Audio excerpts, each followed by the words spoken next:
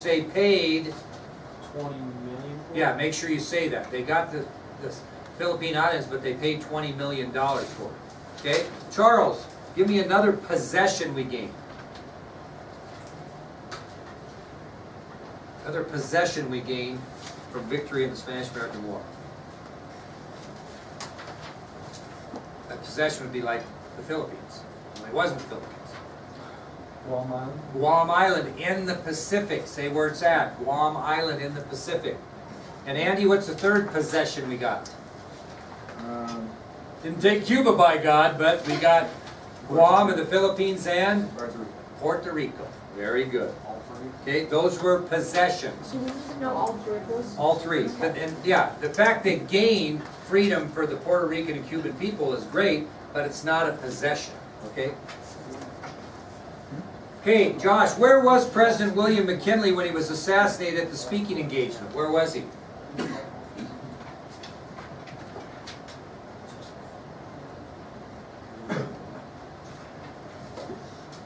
Where was he? I'm looking geographically. Where was President McKinley when he was assassinated? Billings, Montana? Buffalo, New York. Very good. Okay, McKenna, I'm saving this good one for you. What was the unique thing, historically, about Theodore Roosevelt's swearing in as President of the United States after the assassination of President McKinley? What was the unique thing historically about Roosevelt being sworn in as President of the United States after McKinley was assassinated? He became what? Besides the President of the United States. You should know this more than anybody because you have kind of a thing for younger people. Wow! That's on tape too. Yeah! So what was the thing about it? You will not forget this on the test now, I'll guarantee it. So what was the thing about Theodore Roosevelt so unique? I could, come on! If you like younger things, he was the youngest man ever to be what? No. Youngest man ever to be president. Okay? My God, I threw you off so bad with my comment you couldn't even think. So anyway, the unique thing historically is he became the youngest man ever to go to prom. No, he became the youngest man ever to become president of the United States. I've been waiting all weekend for this. I had this whole thing planned. He became the youngest man ever to become president of the United States. Okay? All righty.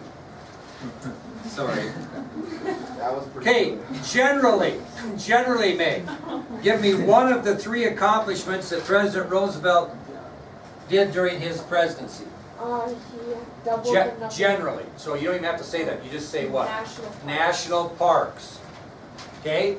Emily, give me another one. National parks is one. What else happened during his presidency besides national parks?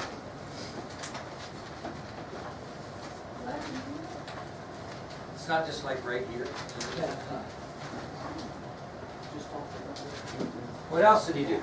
National Park, Panama Canal. What's another one, Josh? National symbol.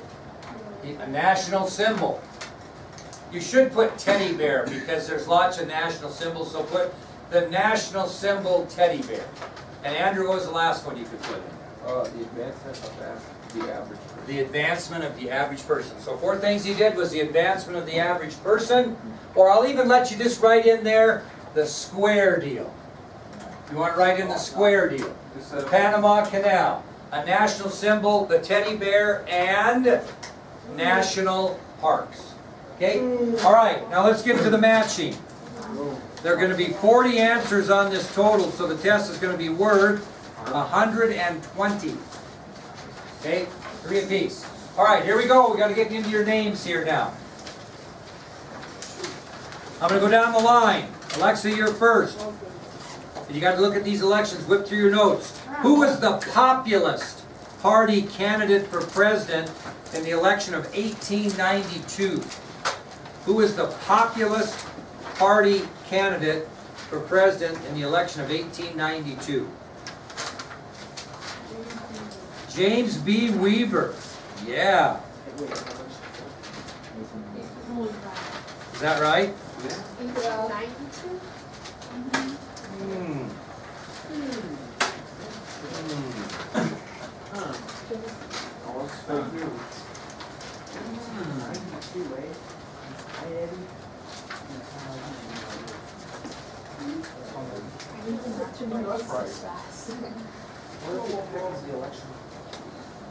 Populist Party in 1892 was James B. Weaver. She is right. All right. McKenna, and I apologize, my dear.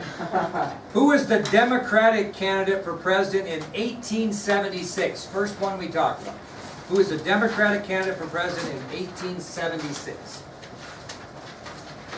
First notes. You probably come in, okay? He actually won but lost. Samuel J. Tilden. Very good. Samuel J. Tilden. Okay, Sully. Who was the Republican Party nominee for president in 1896? Republican Party nominee for president in 1896. Republican William McKinley.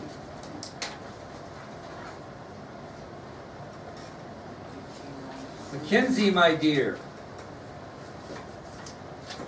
Who was the first wife of Theodore Roosevelt? First wife of Theodore Roosevelt. Alice Lee, that's right, got a girl. Alice Lee. Elise. Who was the first wife of Benjamin Harrison? First wife of Benjamin Harrison. Find the profile on him. First wife of Benjamin Harrison. Caroline Scott. Caroline Scott is correct. Scott, not Stott. Okay, Meg. Who was the man nominated by two different political parties in the election of 1896? He was nominated by two different political parties in the same election of 1896. Was a big-time loser, by the way, of presidential elections.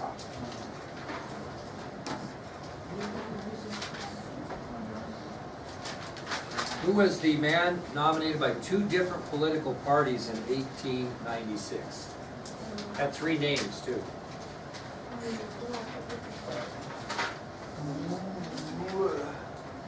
Never referred to as Bill, although he could be. Richard, right?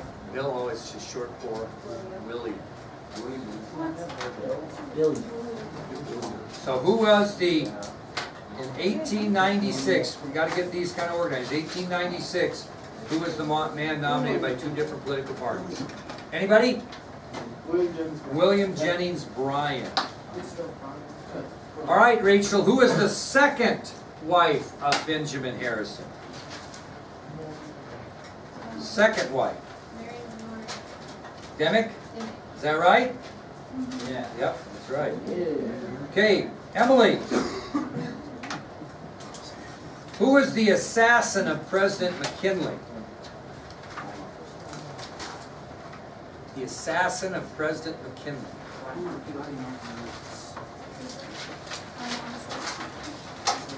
It's either Guiteau or Zolgosh. Which one is it? What? Zolgosh, is that right? You betcha. Leon Zolgosh. I spelt it wrong? I have it C-Z-O-L-G-O-S-Z. That's the way it is on there? Okay. All right. Andrew, my man, Who was the Democratic nominee for president in the election of 1884? 1884. Democratic nominee for president in 1884.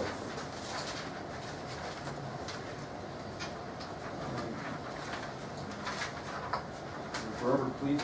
Is that right? Yeah. Yep, that's right.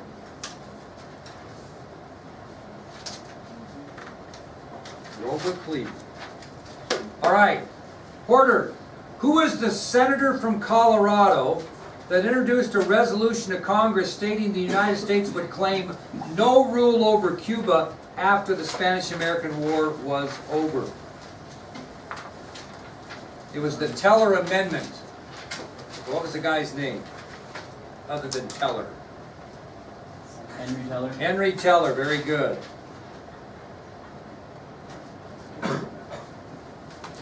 Okay, Andy, tough one. You got to think about it. You got to be listening.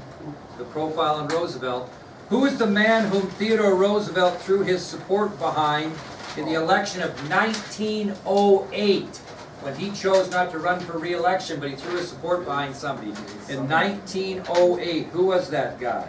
Taft. That's right, William Howard Taft. Yeah, way to go. Yeah. He was very big. He's the only other president buried in Washington or in Arlington besides Kennedy. We're gonna have time here. I'm gonna show you that as we get through this. All right. Who was that? Who answered that? Okay, Charles. Who is the Civil War veteran who was the Democratic candidate for president in 1880? Civil War veteran who was the Democratic candidate for president in 1880. Who went on the Democratic Party in 1880? It was a Civil War veteran, not a very good candidate, by the way. 1880. Wasn't Winfield Scott, although that's a familiar Civil War name.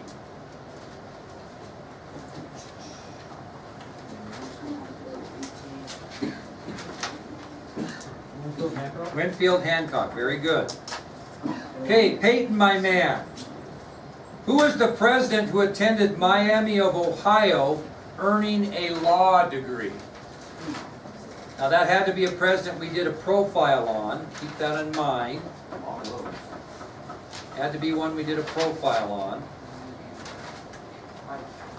Graduated from Miami of Ohio. We had a lot of presidents that were Ohio. Is that the question? Who graduated from Miami? Of Ohio. Which of our presidents graduated with a law degree from Miami of Ohio?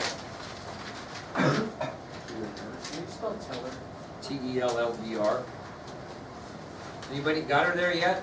Oh, yeah. Oh, did you find it, Luce? Yeah. We may go for you if he needs a lifeline.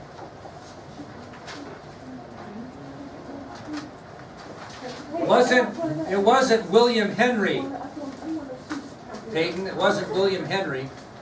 So it must have been Oh, it was Benjamin. Benjamin Harrison. Very good. Okay, Ryland, my man. Who was the first lady during the presidency of James Garfield? Who was the first lady during the presidency of James Garfield?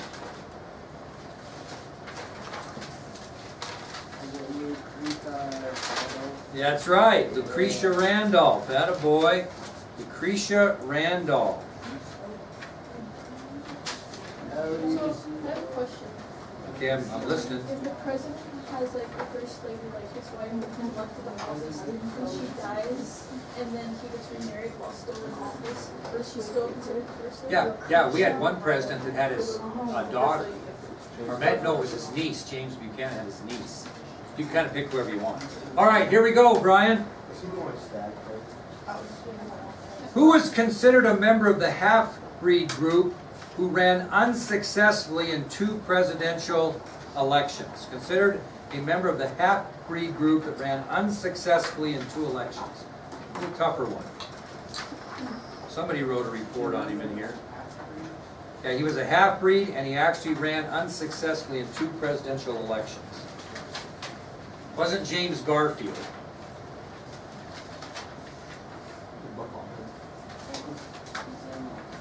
Certain elections. probably, but I don't, that's not gonna be on the thing, so. He ran unsuccessfully, but he was a half-breed.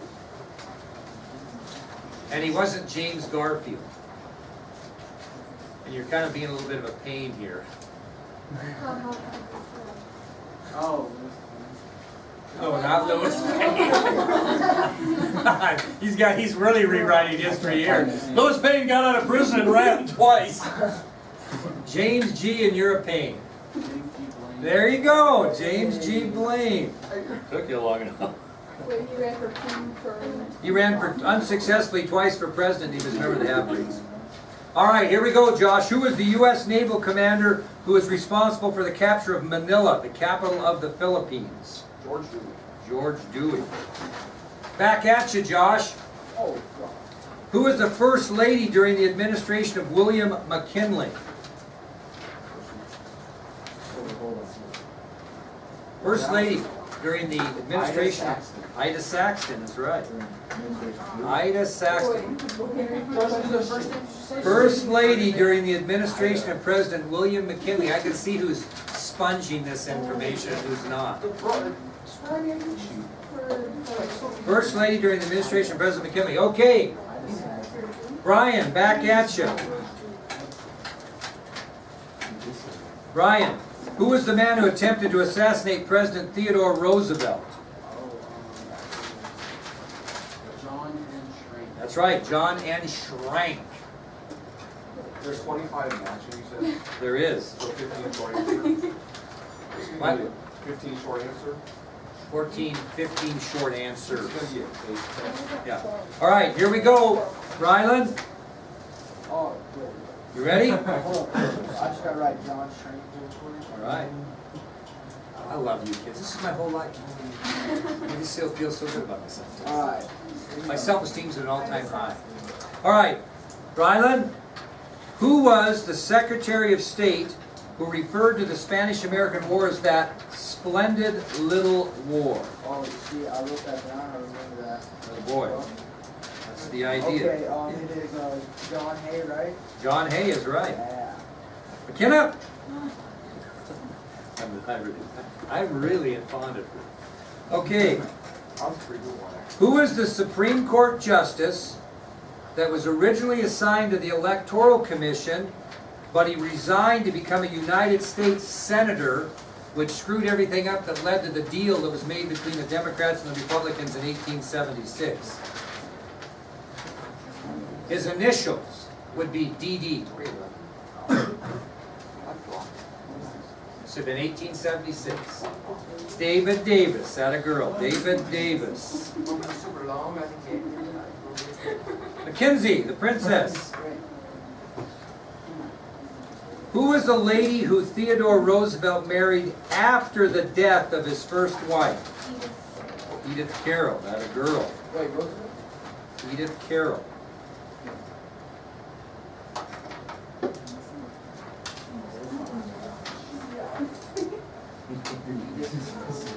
Okay, Emily, who was the senator who was the Republican Party dark horse candidate in the election of 1880?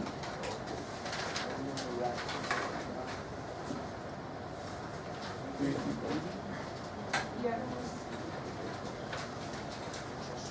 And what?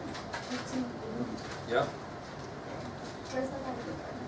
Who was the senator who was the Republican Party dark horse candidate for president in 1880? Not James Blaine. You ever barfed in a field? Senator who was the Republican dark horse candidate for president in 1880. Not James G. Blaine. Oh, But James, have you ever barfed? Yeah, Garfield. Oh, I get you. All right, Charles, who was the stalwart who was chosen as the Republican candidate for vice president in 1880, later succeeded to the presidency because of an assassination? Chester Archer. That's right. What was the question again? Who was the vice president? Tristan.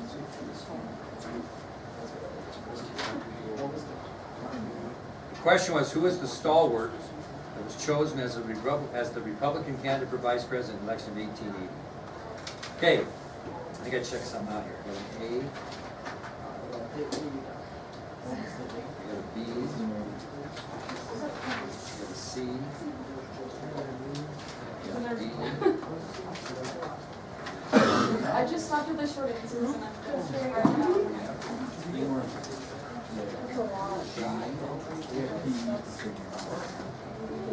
How many did you say? Hang on a second. Hopefully the test will start.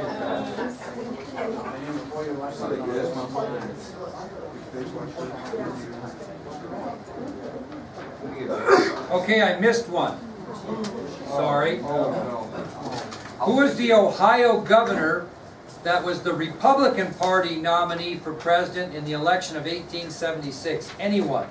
Who is the Ohio governor that was the Republican Party nominee for president in 1876? Anybody? Rutherford B. Hayes. And here's the other one I forgot. Who was the assassin of President James Garfield? Anybody? Oh, it's Charles J. Charles J. Guiteau. So let me go through the names. Now listen, why don't you put a little X or a check mark on your ID sheet of these names so you make sure you have them. I'll go through them again. They're pretty much in order here on your ID sheet. Samuel J. Tilden, Rutherford B. Hayes, David Davis, James G. Blaine, James Garfield, Chester Arthur, Winfield Hancock, Lucretia Randolph, Charles J. Guiteau,